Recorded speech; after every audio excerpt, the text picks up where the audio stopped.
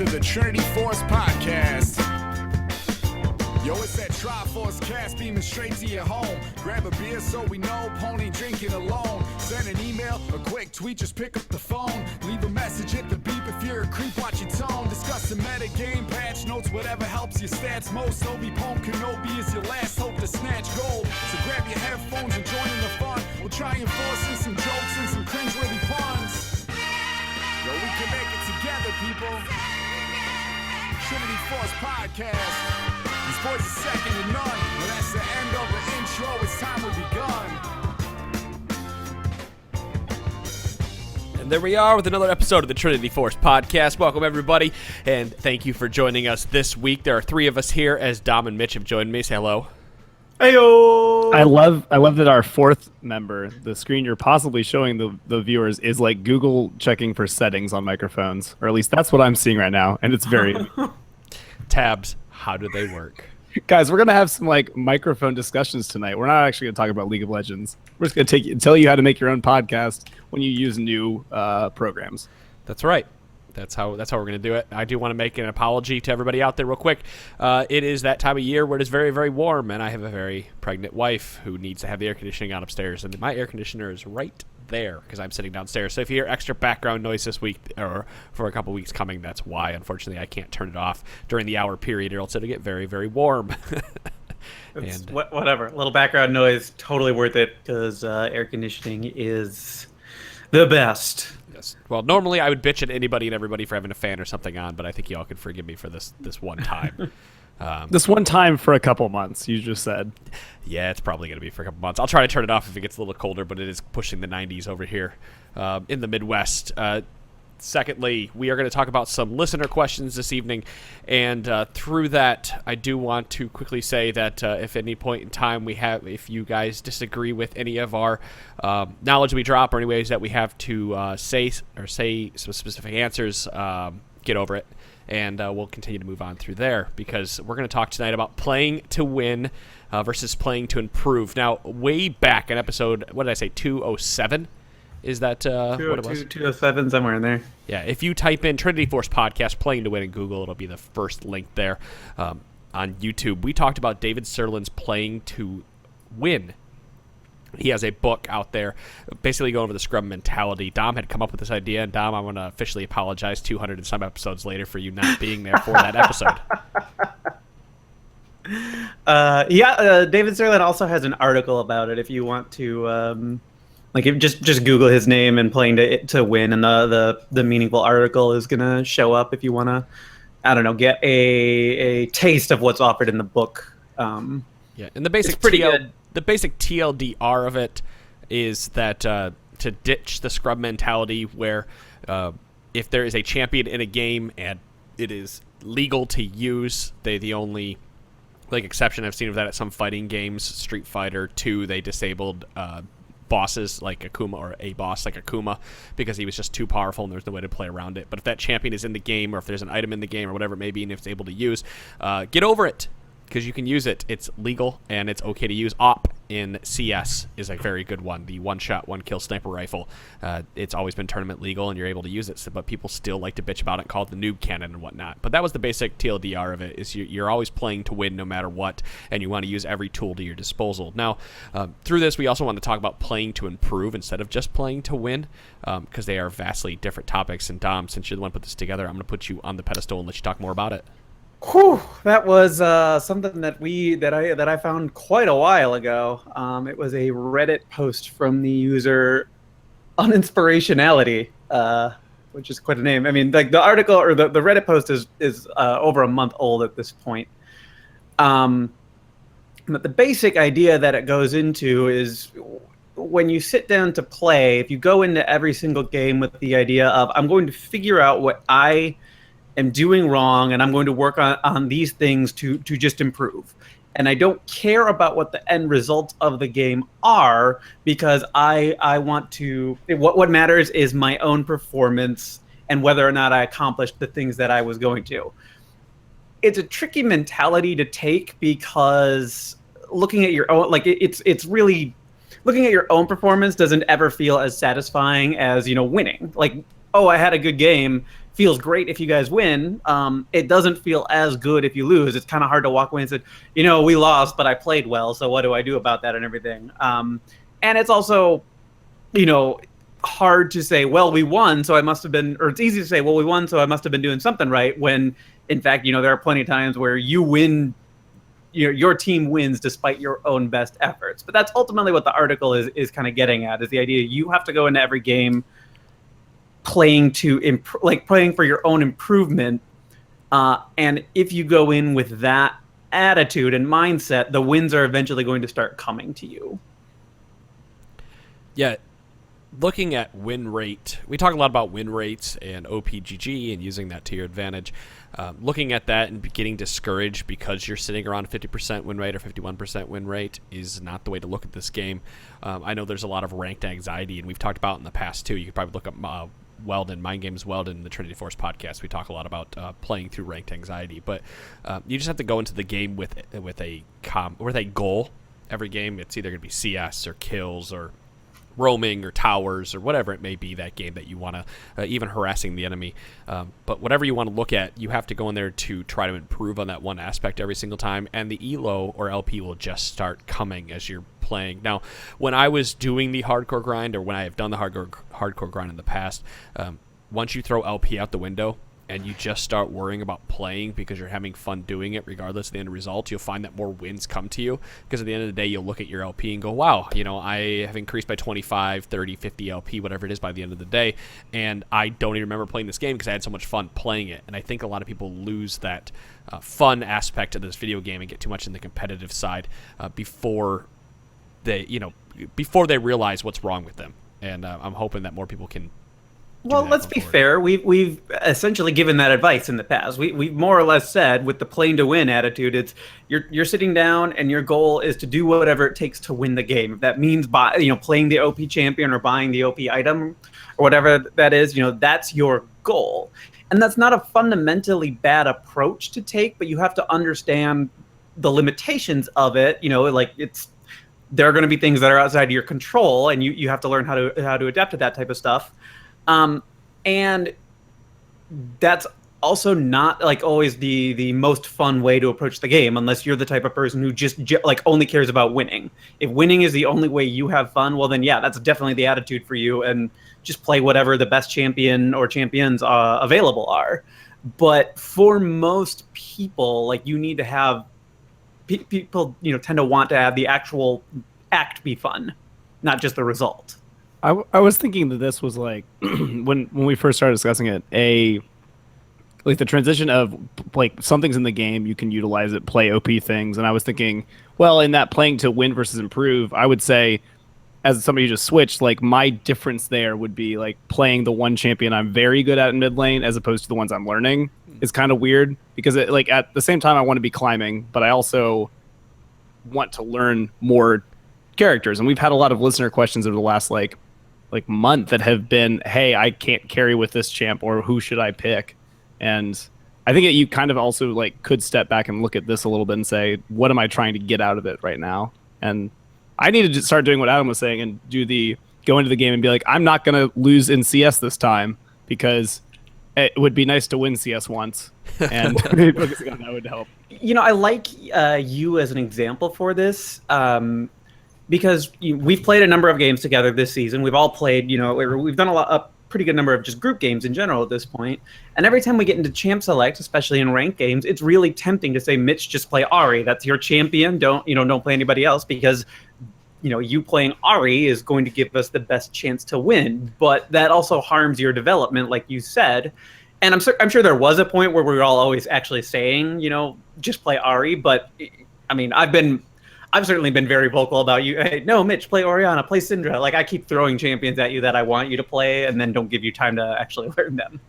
Yeah, I just hadn't thought of this in the reading the full post and digging deep into the mentality side of it.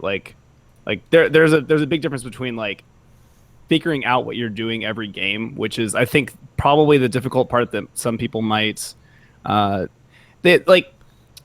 I was talking to a sports league team of mine where every game during like a halftime or something, people all have like some piece of input and they'll say, we need to work on this. Oh yes, we also need to work on that. And that turns into just a cacophony of so many ideas and things that no one thing actually gets improved because of it. And I think this is what, still going back to what I'm saying, like focusing on one thing, if you can figure out what to improve each time, but not try to improve all of the things at one time, you're going to end up way better for it, because you'll just get frustrated if you're like, oh, I didn't do the 17 things I was trying to do this game. That's never going to happen. Well, there is that. Everybody out there, no matter who you are, D2, B5, whatever it is, wants that magical ELO pill, right? Like you all get together, your sports team gets together, and you say, here's this, this, and this, and this, and this. Well, if we took a pill and we could fix this and this and this and this, we'd see ourselves climb. And it's very tempting, especially if you're first learning this game and then you learn a new technique and you see yourself climb, that you want to learn that next new technique or take that next pill that gives you that extra ELO boost. But there is going to be a point in every person's career that you are going to stop, and that ELO pill will stop working because of those big major improvements that you will no longer see these big major improvements unless you're going to land a new role, of course. And if we stop looking for that one ELO pill or LP pill to gain us that 50, 100 next rank, whatever it is, I think a lot of us will find a way to improve. I have been having fun this season so far playing with everybody rather than playing solo and not worrying about my solo rank. And in that time, I've been trying to take that to learn all these different marksman champions and how to play them, how they play against, what I can get away with, what I can't, and even then doing some self-analysis beyond just playing the specific champions. I think over the last month I have tried out probably 4 different marksmen in a number of games, and even right now I'm back onto my Vayne kick. I want to play her some more times because I'm having fun, see what I can get away with in lane. But I realize I'm going to hit a wall with every single one of these champions that after I find some success, I'm going to have to really dig down deep and really try to make these champions work. Otherwise, I'm just going to always fall back to the champions that I play. But in order to make it fun for me, I have fun learning these champions, and I just got to find that one that sticks, that one champion, and that one that just sticks and makes me want to learn more about them. And I think the only people I found so far are like Kog'Maw and Varus. But hey, I'm having fun out there trying and trying new things. Whereas for me, I've taken a very data-driven approach in the past. Certainly to start this season, I really only played a lot of Lulu and Karma because they were just so incredibly strong with the item changes. But in seasons past, I never felt like it was quite so, like the support rotation was quite as set in stone as it was for the start of this year. And so in the past, I would record all the pieces of data that were relevant to me, that I felt were really important, to figure out, okay, this is how I am doing, and this is what I perceive success to be, and then actually start working towards that goal. While I recorded wins and losses along the way to see if there was any correlation, and as a side note, I'll say I didn't really find a strong one. The end results weren't like the most fundamentally important thing to me. It was definitely about, what is my, how many wards am I dropping per game? I haven't done this since the end of season 6, so I don't have up to date data or anything. But at the end of season 6, I was averaging 42 and a quarter wards every single game, which is like, I was really, really happy with that.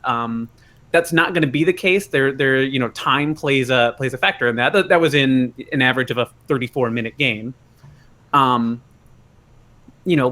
like, I was really happy with that result and everything. But then I look at my deaths, and it was like I was averaging 4.5 deaths a game, and that's a little bit higher than I would like it to be. And so it was just recording all that data and figuring out, okay, what's driving towards me feeling successful and ultimately a successful result, and then what are the things that are kind of holding me back from sustained success. And looking at all that type of stuff, again, I'm a support main, so I'm not really going to be that worried about my damage total at the end of the game. But those were things that I started to use to gauge my own improvement. So there's little things that I've been thinking of recently, playing out of the bottom lane. And it was primarily after playing some of these Vayne games and tumbling in and doing some trading and watching a little bit of Cutie Pie and reading some analysis on his play style. And I started wondering if I wouldn't see more success if I started taking more calculated risks out of the bottom lane, but trying to trade a little harder when I do.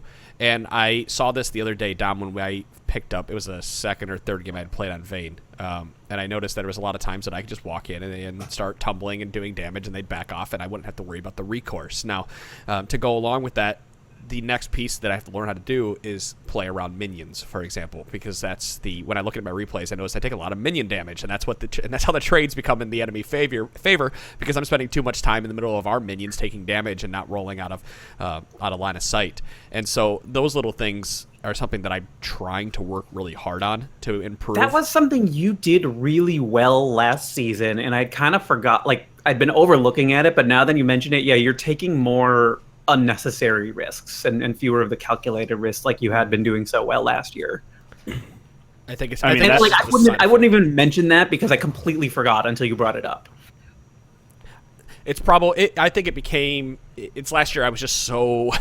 I was so hell bent on hitting diamond that I tried to work on every single little thing I can. But then you kind of come lax. You know, you hit your goal. You're like, well, I'm here. I'm this type of player. And then suddenly you start losing all these little things that you were doing really well because you're like, oh, I'm just a better player, so I don't need to worry about this. And now again, I'm coming to that point where I'm realizing that I need to start working on these minute pieces of my gameplay that end up adding up to be one very large piece of why bottom lane goes the ways it does sometimes. I'm gonna leave it. Go ahead. One of the excuses, or not necessarily excuses, but like the recoil responses I often hear will be like, people will be losing or a game will be not going well, and then somebody will start complaining about the build of a player on the opponent team.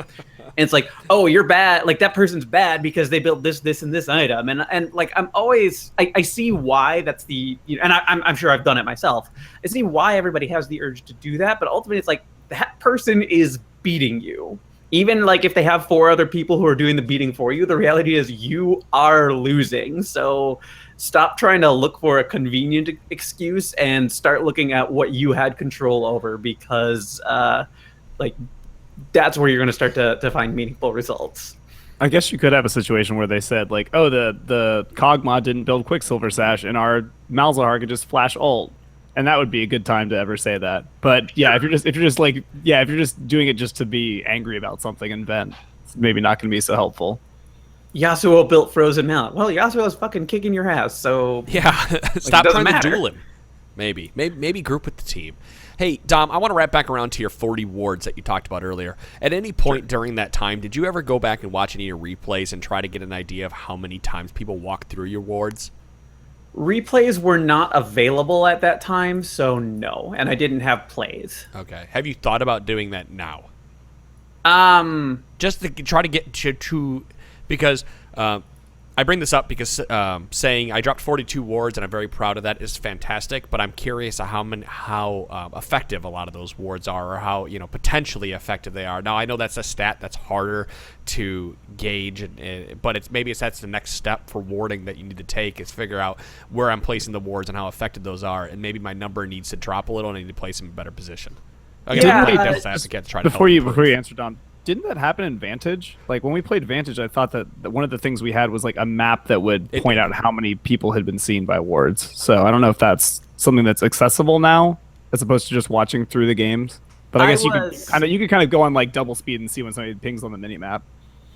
I wasn't on the. I only did one Vantage game with the. In fact, you were the support last year. Yeah. So I don't know if Vantage has that or not. They have it. It's not a Riot API thing. I serially remember it was like one of our games that we had Tally. He dropped a red ward and it stayed there for 15 or 20 minutes, and he argued it was the best ward he's ever had. And the coach came in and basically slapped him down and said this ward is awful because it didn't see anybody the entire time and didn't give you any extra information. Well, no, it wasn't that. It was because we could have. You could have you could have rotated where the vision was going to be, as opposed to like keeping like, I knew this one part of the map was clear the whole time. It's like, that's great, but like, we don't know later on how many more people could have been seen in important positions. I can see the merit of both, but yeah, you probably want to be like, there are times when you need to be replacing a pink ward, even though you have had a pink ward for a while, like already on the ground. You kind of touched on this subject with me earlier in the season, and I've been trying to tighten up my wards and sort of change my attitude about that. Even if I think a spot is really good, that doesn't mean it's useful to the rest of the team. At least, for the MMR. Didn't I just ask you to? I just asked you to stop roaming and throwing wards of mid lane, right? I think, or we had a discussion. You just about said you were getting frustrated because you would go straight back to lane, and then you would pick a fight, thinking that I was right behind you, and I would have gone to ward. Right. And so you were wishing, and then there were other times where I would be behind an experience because I would have gone to ward somewhere, Right. and then we couldn't engage the way that you had wanted to. And those are both fair criticisms. The first one's a little bit more on you than it is on me. Right. Well, but we had the entire time, so anybody out there, we had this conversation. Like I said, I'd realized that's my fault for going in there. I realized that I shouldn't be doing it. I should be checking the mini app, figuring out where you're at. But ultimately, if you're falling behind in an experience to drop wards, are those wards worth the experience drop when we could potentially lose the lane because of it? I think was my criticism. And it's a fair criticism, and I've been trying to... I might have overcorrected on that, in fact, but I've been trying to reduce the amount of time that I spend out of lane when you are not there, sort of with an intent in mind. There are, that's taking out roaming and other sort of objective focused priorities that might have come up, and focusing only on leaving the lane to go ward somewhere. I've also, and part of that has just been focusing on my pathing, and part of it's been just like maybe not going so deep into the enemy jungle to drop some of those wards. As useful as those wards might be, like, hey, it's really cool to catch the enemy jungler at wolves. That's not necessarily useful for everyone else when, whereas putting wards at the jungle entrances is, from a general standpoint, going to be a whole lot more effective. You know what I found really useful? I'm going to find this post, but there's a whole bunch of them out there. It tells you how quickly you walk back to specific lanes based on your move speed. And it's roughly 40 seconds without home guard to walk, just with base move speed on most champions, to walk back to the middle of your lane. And that's been very helpful for me to try to map out where I want to be and how I want to get around the map, especially with dragon spawning. And I know dragon spawning in a minute, and I need to get back to base, and I want to be there a few seconds early. But I found that post really helpful for me to get to lane when I needed to and try not to be behind in CS, or to even plan my backs, for example, because I understood that it took me 40 seconds to walk back down there, and then I knew that I could only lose maybe 2 CS to a tower instead of an entire wave. I think a lot of people think you get to lanes faster or get to dragon pit faster and everything, because you will see a lot of you'll ping a dragon timer and you'll see a lot of junglers not make any movement either back to base so that they're fully purchased up and ready to go, or just over to the dragon pit in general to kind of set up for it. Yeah, I actually was thinking about that with we kind of discussed the saving time just idea a couple episodes ago as well, in terms of the there's no disadvantage usually to making it so you're moving towards your next objective. It's usually talked about for junglers because they're pulling minions, pulling the monsters as they're waiting on their auto to come up or something. But that happens a lot in lane too. Like with Ahri, I am at least 1 or 2 times on my way back to lane throwing my Q behind me to get extra movement speed. It is behind me because it's the movement speed is always as long as it takes you to get back to you. So there you could do that, and if it saves you 2 CS or saves you time to get to dragon, that's actually, I would love to see that information actually, just because I'd be curious to know how well that move speed correlates to time getting back. I'll find it. It was just based on base move speed or boots move speed and stuff, 325, 345, etc. So I'm sure you can figure out how fast you move with REQ, because I've always wondered if what was I going to go with that? I always wonder if there's little specific things that I feel like I'm going faster actually get me to the location faster. Primarily back timers. I'll have to go find this post too. There's one that tells you, because your back is 8 seconds, and how fast it would take you to run from inner turret all the way back to base rather than recalling. Sometimes it's faster to run than it is to actually recall. Yeah, there's that. There's also the idea of moving to the edge of your fountain to buy stuff if you're going to take too long. There's so many things you can shave off what seems like very insignificant amounts of time, but all time saved is time that you can use for other things. And I love that kind of micromanaging, not because it's a fun thing and you'll never see the stats that tell you, except maybe with this movement to lane timers, but you will you'll start to inherently just do them on every champion. Like the easy, like a Riven who uses her dashes and Qs like on the way back to lane, she doesn't lose anything for it. Like unless you just really badly time the cooldowns and you needed them right when you get back to lane. But when I play Nami, I will just throw my the E on her, which is her auto attack and power ability. But Nami's passive gives anybody movement speed for a brief moment of time, and it's just like, hey, I'm going to shave a couple, like a second or just a little bit of time off because I'm going to get there that much faster. And there are definitely times where being there that much faster is the difference between usefully contributing to your team or losing a team fight because you weren't there. Oh, I hate lollygaggers, man. I hate them. You brought it up earlier, Dom, just a few moments ago. There's those junglers that just lollygag and river or lollygag before they get over to an objective or whatever it may be, and they're always 5 or 6 seconds behind, and they probably blame the team for losing. When in reality, you may have been the reason that started to snowball out of control because you weren't there in time. Hell, yesterday we had that game down with the Graves who sat in fucking river for what felt like an eternity, which was reality was probably 4 seconds, but it felt like an eternity when he could have just been walking toward bottom lane. And I'm sure that everybody's had that, Graves or Lee Sin or whatever it may be. I just urge anybody out there who's playing jungle or any other role to be more active when it comes to getting to a location and not try to wait for the perfect moment. I think the perfect moment comes with experience, and so sometimes you just have to brute force your way through it, try to figure out when that perfect moment would be. It's also understanding priorities. If you are any champion, really, junglers are going to encounter this the most, but it could be anybody. If you are taking the Rift Scuttler, for example, and a team fight breaks out in mid lane, abandon that Rift Scuttler. It's not important, but you can make some really, really meaningful contributions if you go down or if you go to mid lane. And you can swing a fight that your team might have broke even or even lost all of a sudden to something in your favor that you can turn into first kills, which is money, and then objectives, which A, money, and B, furthers your goal of winning the game. And what did you give up in the process of that? Maybe they get the Rift Scuttler, so they get 90 seconds of vision. That's a very easy trade to make. That should be, that's just the lower priority thing for you at that point in time. But it's really easy to get caught up in the one thing it is that you're doing, and you have to train yourself to think, no, this is what I'm doing is not the most important thing. This that's going on somewhere else is the most important thing, and I need to make my way over and be a part of that important thing. It's so hard. I mean, I play jungle every once in a while. It's so hard to do. Just you have that 2 hits left on that jungle camp, and you're like, oh, but I need to be in top lane, but I gotta kill this jungle. It's so hard to just pull yourself away from something. I run into it as support. Here's a support example. I like to go and throw deep wards down and everything. And there are a lot of times where I am not paying attention to the fact that a fight is breaking out or is about to break out because of posturing and such. And so I go to try and place a deep ward, and then instead of being at the fight, and contributing in a meaningful way, I'm out of position and I'm trying to run there and get there. And realistically, I'm just going to show up and die or show up too late to do anything. And I was in the wrong place at the wrong time because I misprioritized.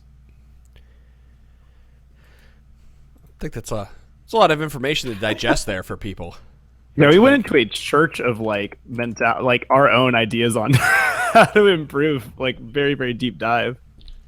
Yeah, there's a lot of different ways to improve, whether it be through David Sutherland's book, To Play to Win, or it's adjusting your mentality, or whatever it may be, any of the last shit that we talked about over 25 minutes or so. Just find what works for you, and if you have a suggestion, if you have something out there that worked for you through listening to us or another show or whatever it may be, email us, feedback@trinityforcepodcast.com. We want to hear about it. Please, we've been enjoying all the emails we've been getting. Recently. We've been getting quite a number of them, so keep sending them in. And because of that, since we should have a patch out here which patch this week? It should be Wednesday, yeah. I think I told somebody the patch is next week. Corky I don't know Buffs? Is that the Corky Buffs one? That's the Corky Buffs one. My boo's back. Well, maybe. We'll see. There's Jin buffs, but they don't matter. Next patch is really all about items. more than Yeah. anything else. Like the champion stuff is pretty straightforward, but the item stuff is substantial. Well, let's jump into some listener questions then, and so that way we can get some of these out of there, and we can go back and get some more and fill up the document for next week. We'll start here at the top. You guys can see it on the screen if you're watching the youtube.com/TForce podcast. JM Snake writes in, I'm silver, and my issue lately has been that I can't control the outcome of a game as a mid laner. I usually win lane and then roam to snowball teammates, but I can't seem to carry my games. Any advice for me as to what I should do between the 8 and 15 minute mark to impact the game the most? I'm on the wrong doc because I was not seeing this question and I was very confused. Something that I love that everybody does, we all say it, is that I usually do this.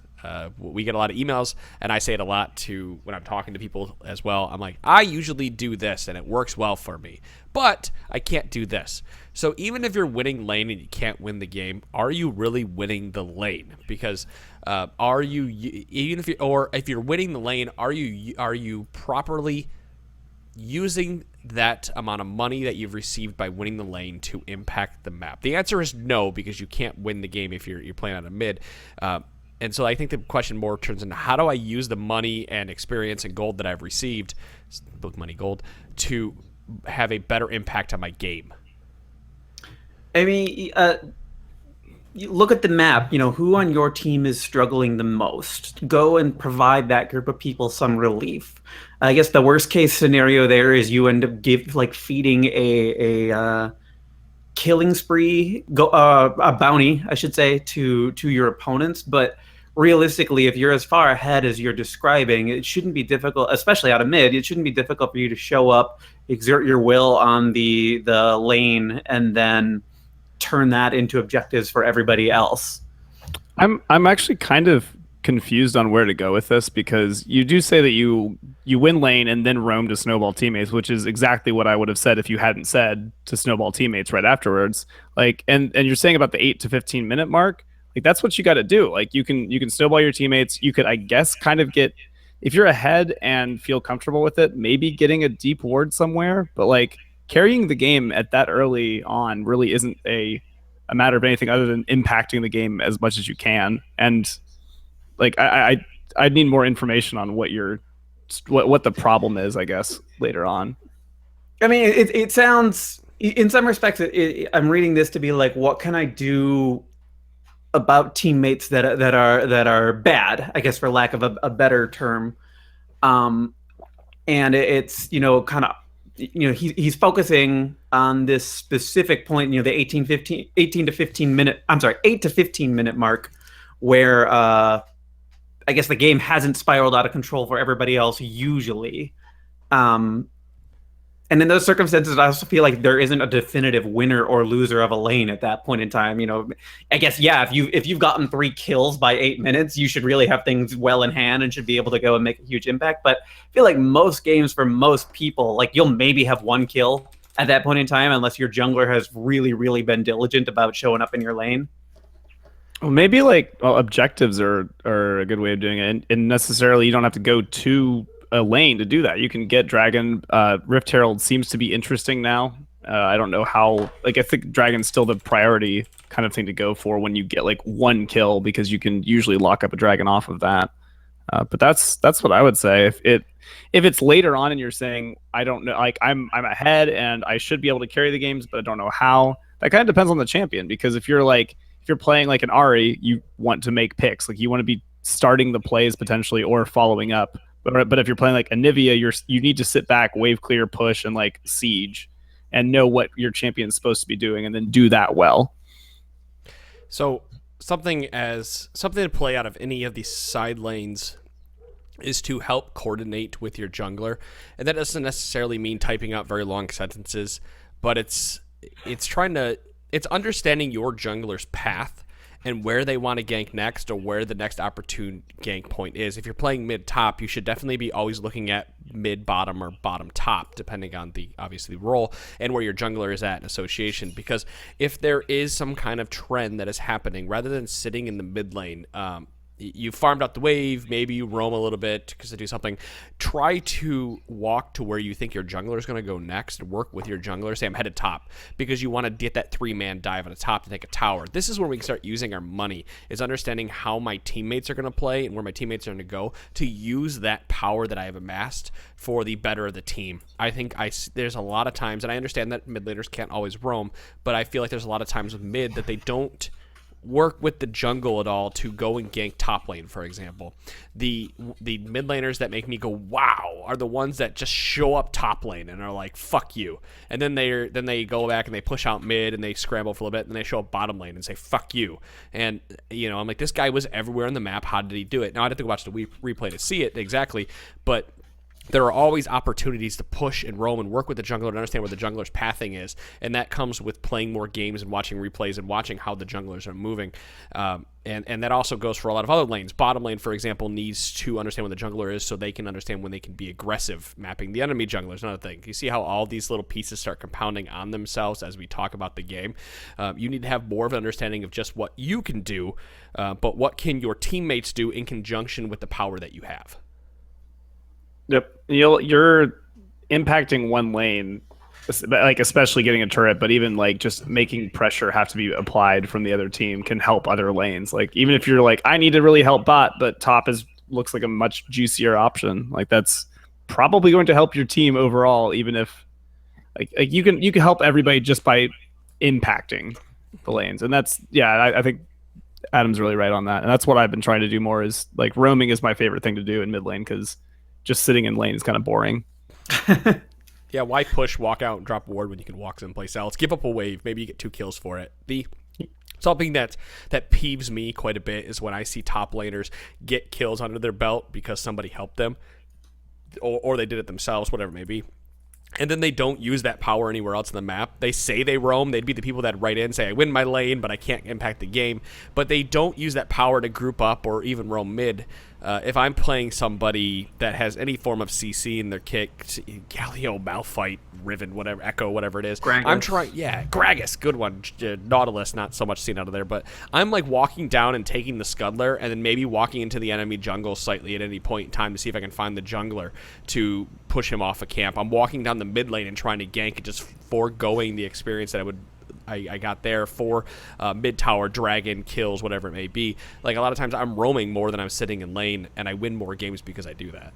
I mean, and a mid laner by him or herself is not going to take your turret with just one minion wave. Oh yeah, no way. Like not at that early stage of the game. If the jungler shows up or if the bot lane decides to roam up mid, okay, that's a different story.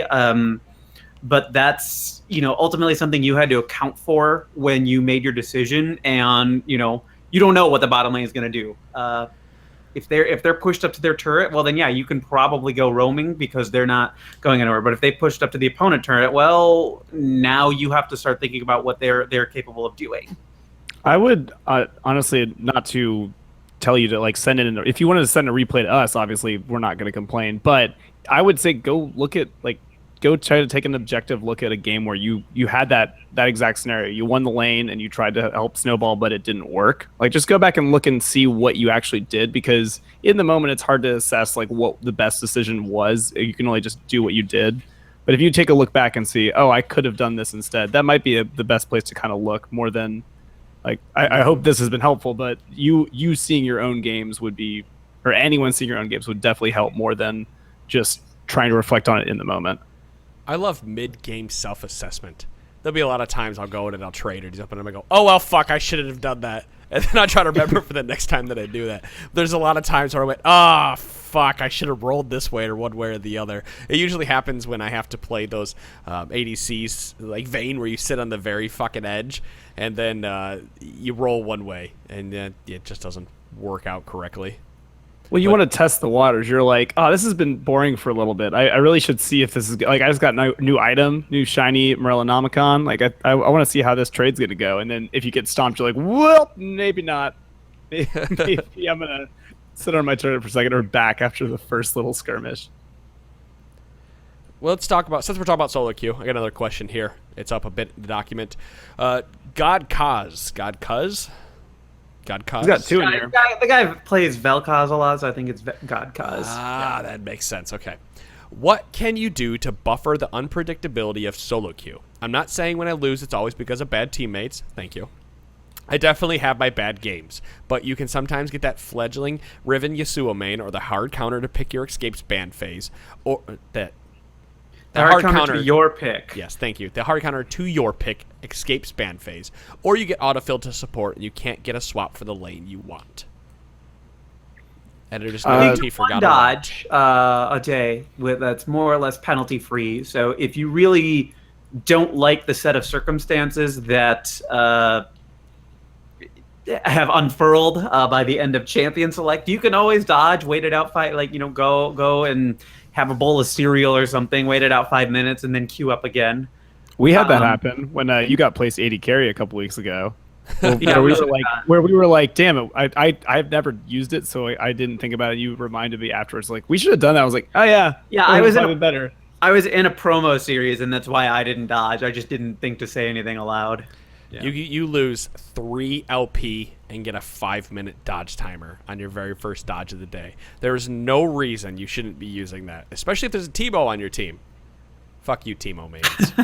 I played a game a couple weeks ago where, first game we lost for a couple different reasons.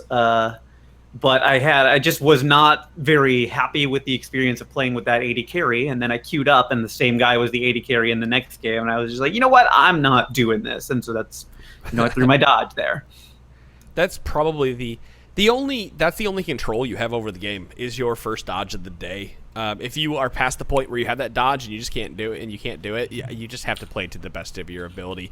That you can also try to rally the team around your pings and the way you type.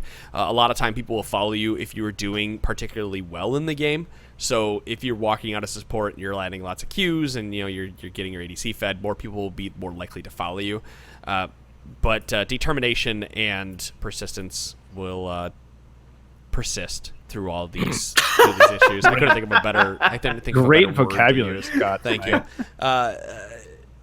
Yeah, you would just have to become a leader at that point. Like if you've used your dodge in the game, you just have to become a leader. I was thinking about this game. I think maybe the last solo queue game I just did. I'm still in my placements, but I'm making it there. June 12th, everybody. I've always kind of been a big proponent of positivity. There's almost nothing good that comes out of all chatting or chatting to your team in negative space. And the thing that I saw this last game that I played was we had a jungle fiddlesticks who got kind of fed early but started trash talking our team for no real reason. And so it was essentially 3 people versus our fiddlesticks who weren't very happy. And I was just like, I'm just going to say some stuff about what we should do now. And because the Fiddlesticks doesn't hate me yet, and the other 3 people don't hate me yet, I feel like there's a good chance they're going to listen to me. And it ended up working out. We ended up finally just turning the game and pushing for the win. You definitely need to resist that urge or desire to tell everybody that you're right and then to explain why you are right. I think a lot of people get caught up in that trap. When the flaming starts, and that, don't counter flame, don't flame back and forth and all that type of stuff. But if you have it in your head that you are right and things should have done one way or the other, if the event has passed, you can't change the outcome of it. So whether or not you are right is immaterial, because you have to worry about what you're doing now and what you're going to be doing in 30 seconds and a minute and 5 minutes. Yep. Yeah, sorry for the auto adjust family. I just saw the message from Lancifer. He's gonna. Yeah, it's not great. That's we're working through that. It's me and Dom recorded via Discord last time because of this. If it's any consolation, because Lancifer's listening, and I'll tell him again later. We tried to fix it. We went 5 minutes over the start time because we tried to fix it before the show. We didn't realize it. Yeah, the mic is definitely auto adjusting quite a bit, and I'm sure some people have all afforded the podcast because of it. It probably doesn't help that my voice is also very dead. So. Oh, you got the PVG going on, or PGV? Party girl voice. Oh, party. That is never an acronym I've heard until now. But sure, yeah, that's a good reason for I it. thought you were trying to reference Player Unknown Battleground. I'm like, what does that have to do with anything? And what are you talking about? You know, when people are at a concert, they go woo all night, and then you walk up the next morning and you talk like this. That's party girl voice. I want to go to a concert with you and just record you doing woo? that because I bet it'll be great. I don't woo at concerts. I just drink. Let's You don't let's, strike me as a concert guy. who, me? Yeah, you. Wait, when I was in my early 20s, I went to lots of them. Not so much now. Kind of hard to take a couple kids to podcast. concert with you. Yeah, I got to save my voice for the podcast. That's right. Let's talk about Camping Dragon. I'm not going to read his entire question. Basically, he said, "What happens when you get into a game and you're the jungler and you forgot to take smite because you were inattentive during Champion Select?" Yeah, we're not actually just like marginalizing what he said. It's just a longer anecdote about why he accidentally didn't take smite, which is pretty funny, Right. in retrospect. I don't know. Hope Hope and pray is pretty much what you can really do. big leash and forget that objectives other than towers exist in the game. You have to, hope that you picked a champion that can farm really well without smite, because there's a lot of champions out there that are going to have a hell of a fucking time doing anything.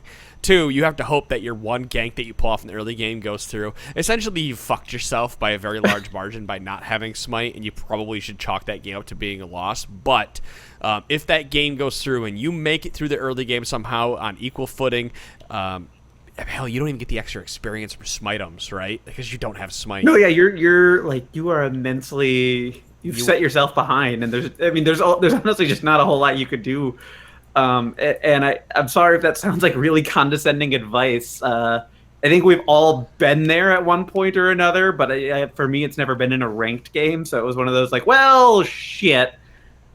I'm just gonna move on with my life after that. Chalk this loss up to my own stupidity and move on with my life there. I wish there was a toxin or a pill or something, and you could a toxin so you can get the game over with, right? Or a pill to make the game automatically win. But honestly, there's not anything you can do but try. Just try to take the things, get back, try to gank once. But like, if that game goes on somehow to the 30-minute mark and you're pretty even, the only thing you can't try to do is contest objectives. Like, you can't start Baron when the enemy jungler is alive. I feel like this happened to us last season, Adam. Not because of like not because of having the wrong summoner spells from the previous game, but you had picked somebody, and then you were supposed to swap with somebody else who was playing, who was going to jungle and everything, and that person never swapped with you. And so either you went top with a like jungle Vlad champion jungle. and it was brutal, or you were playing somebody awful in the jungle. I think the guy was Vlad jungle because I was supposed to play Vlad, and so he ended up jungling Vlad. Okay, so not quite the same. For some reason, I thought you ended up trying to jungle without smite because of... And that may have happened. I remember the game, I just don't remember the exact... the champ select tomfuckery. I just remember it working okay up to a point, and then it just fell on its face. Well, there is something else we need to mention about that, and that's the fact that it's not like you suddenly have just one summoner spell. You do have something else, which I think in this scenario you came from playing top, which means you had teleport, which probably, well, top lane Quinn maybe ignite, but like teleport would be very, very bad, I'd say, in the early game because you're not going to get any real impact off of it. He might have had ignite. If that's the If case, ignite, then you can do stuff. Maybe you just cheese. At that point, if you walk into the game and you're a jungler and you don't have smite, maybe you just start at level 1 and hope and pray you get that cheese off because you camped the shit out of top brush. Yeah, like apologize to your team and say, I fucked up, I didn't take smite, we're going to have to really work at this. Like, take ownership right off the bat. You'd be surprised how many people are going to be willing to quickly forgive shit like that if you just apologize. And then, yeah, like, try to cheese. Try to, if you've got teleport, just try to make creative ganks happen that way. If you took ignite or exhaust or something, like, you have some interesting early power that you didn't previously have. I would suggest that saying in team chat, "Hey, I fucked up. My bad, guys. Let's make it work." But in all chat, if you took ignite, be like, "Hey, they're both kind of red or orange, and they have a hand in there, so I didn't know which one it was. My bad." Like, just joke around with it, Just don't- but no, also don't- make sure that they know that you fucked up and it's your Don't tell fault. all chat. Just don't tell all chat, because a lot of people don't fucking press the tab, or they don't look on the screen. They walk away and they use the bathroom or something. So like, just don't say anything. I'm guilty of that.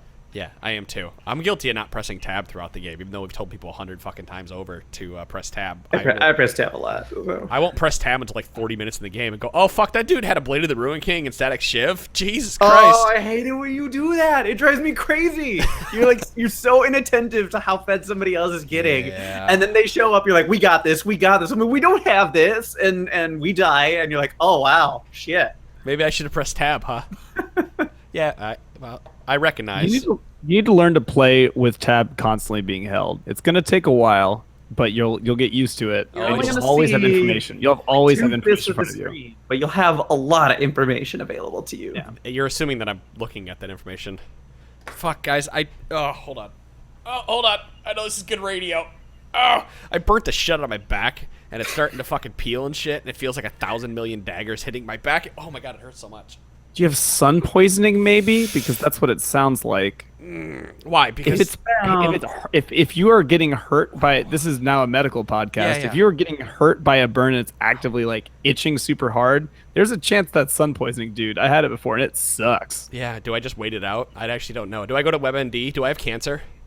I'm gonna let you take care of that because any advice I give you is very unfounded. You can just give me unfounded advice. It's okay. I trust you. Put like a cold towel. Yes, I'm gonna go like get towel some there. aloe vera. You have health insurance. Go to the doctor. Nah, fuck that. I'm from America. I don't have health insurance. I don't care if I actually have it. My $100 doctor bill, I'll just fucking deal with it and get skin cancer. I'm dead. I'm dead either way. Sorry, folks. You're like trying to get all the cancers, right? That's why I drink and eat carcinogens and all the good Eat? stuff. Eat carcinogens? I mean, we all do. You eat anything that's burnt, you're eating some kind of carcinogen. Oh, okay. You know. Okay. I thought you were using the wrong word for Oh, smoking cigarettes. No. I mean, and I smoke stuff that doesn't have any medical or proper research done on it. Yes, it's vaping. So we'll see where that leads me in 30 years when I don't have any lungs. So let's not talk about my personal well-being right now. I was just trying to itch my back for a moment. What's your insurance account number? All of your credit card numbers, please. My social security number too. Yeah, that would be helpful to sign you up for the doctor. My unborn child would be very happy to know that she's coming into into a family of we're not going there. All right. Fuck, this just went off the rails in a bit. Yeah. Oh, all right, everybody out there listening in the car, we're all gonna take everybody at one moment. We're all gonna go and breathe out. Now we're gonna breathe in and breathe out. That is, and I think I just have. I know I'm cutting the show short. I know the short is like 8 minutes shorter than it normally is, and all that shit. But at this point, I don't know if I can continue on unless there's an absolute question here that I'm missing that I think we should all talk about. Is there something here that I'm missing that any of you guys have seen that we can just talk about real quick? I feel like there's a question from Josh here we could cover in certainly 8 minutes. This one? Says, When you're what's the jungling? best coils for your vape? Well, I use When- dual tiger wire 0.3. Well, Josh writes, when you're jungling and you're behind a level, so your smite is lower, how can you protect Baron from being stolen? Should you just avoid it altogether? The thing about this is like odds are good. You're not in circumstances where you're going to be doing Baron and it's contestable. Like either you are trying to hop over and steal Baron because they're doing it and your team is otherwise not in position to do anything about it, or like you just won some sort of team fight such that you can sneak a quick Baron in. Mm-hmm. I'm trying to think of circumstances where your team would be making the call to do Baron while all of them were up and they had vision such that they can like try to do a smite steal or some other type of contest. And so looking at the broader circumstances, like if you're starting Baron and you see them moving over to you, back the fuck off. Like if you're behind in that type of a way, just back the fuck off. It's not worth risking it. But if you're just trying to sneak something and they don't have vision of you, then you really don't have a whole lot to worry about. Yeah, I feel like unless that there's a significant level difference, you're not going to have too much of an issue. I know that obviously you can get outsmited, but I think in the grand scheme of things, like you get like 50 damage per level at the higher levels of smite, and unless there is like a crazy slow portion of when you're burning down the Baron, that window that they might be able to get it but you can't, I feel like doesn't come up that often unless you're in like very high elo and you're like very much trying to time, like, I don't know, a Lee Q, like second Q plus smite. I it would yeah, but if you see them coming over, then yeah, maybe don't make it a contestable thing because it is an easier window for them to pull it off. I don't know. I don't see this happening too. Like I don't see this being too much of an issue unless you're like actively having 50-50s all the time, and it just turns into like a 52-48 because they have a slightly higher smite. Thank you. You know, and maybe Thank you for saying 50-50 because I was trying to think of my point. That was my point. Something to consider, Josh, and anybody other junglers that are out there, is that if you are on an objective, you are at the disadvantage of securing that objective. It's always in the favor, even by 1 or 2% of the person trying to steal it, because they have more of an opportunity to make it in with the element of surprise and land that smite. So really just follow good practices when it comes to taking objectives, and do it when you have the advantage and you know that you will never get into that 50-50. I'm trying to think, like, maybe this is more about smaller objectives, like you're behind, so you try to do a sneaky invade to steal blue or something, and then you get into the circumstances where they can just drive by, might steal it from you. But like, that's a totally different set of circumstances that you know, you like, maybe you're supposed to just play it a little bit more conservatively, or you're supposed to gank in different ways or something. Like, it sort of, it seems like what he wants to talk about, but it's not what was described in the question. Sure. Yeah, you can't protect yourself. There's not really anything you can do. Just stop damage on it and try to kill the enemy, right? Like, what else can you do other than don't start the objective when the jungler is around? Yeah, so. Definitely stick to your gun. Like make a decision and then stick to that. Don't say, "Oh, I think I should back off here," and then waffle around and try and figure it out from there. That's not going to go well for you at all. Just start pinging back, run away, and your team is going to get the fucking message. If they don't get the message, like, I mean, that's on them. But you know, commitment, like, make a decision and then commit to it, no matter what you do at that point. Sound advice. And a solid way to end this show. With some actual advice.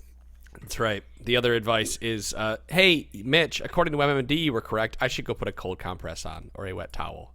Nice. I was kind of guessing on that, but I might be a doctor secretly. I am not a doctor, he says. That is his tag on Reddit. It's not. Don't go look that up. That's not cereal. Let's just end it there, guys. Patreon.com/TForce Network. If you like all the advice that we give, you guys can support us every single month. We are happy to continue to do these shows for you. We have a bunch of fun stuff coming up in the next few weeks. We should have a new sponsor coming in here that I think that you guys will really like and be interested in. Cross your fingers that goes through for us. You're gonna want to see the YouTube videos of this one. There will be no YouTube videos. Other than that, guys, thank you so much for supporting the Trinity Force Network and the Trinity Force podcast. Please go check out. Oh, by the way, Mott's Swan Song was a week or so ago, and he is no longer on the LCS Rundown. He's behind the scenes helping produce the show. But the LCS Rundown is basically it's everybody who's been on there for a while, but it's the first time that we've had. Well, it's not the first time we've had a show. I hate to say that, but it's pretty much the first time we've had a show besides Four Wards that isn't the original. Like, cast doesn't include one member of the original cast. Original host. Yeah. Four Wards is the other one. So we're ushering in a new era of the Trinity Force Network. Soon it'll be Trinity Force Podcast that does it, as well, as I have to step down for a little while, and that's a scary thought. But we guys, we're going to end it there. We should have a patch this Wednesday for you. And if you have any questions, feedback at trinityforcepodcast.com. Guys, thank you so much for sticking around with us, and we will see you all on Wednesday. Have a good evening, and peace. Later. Bye.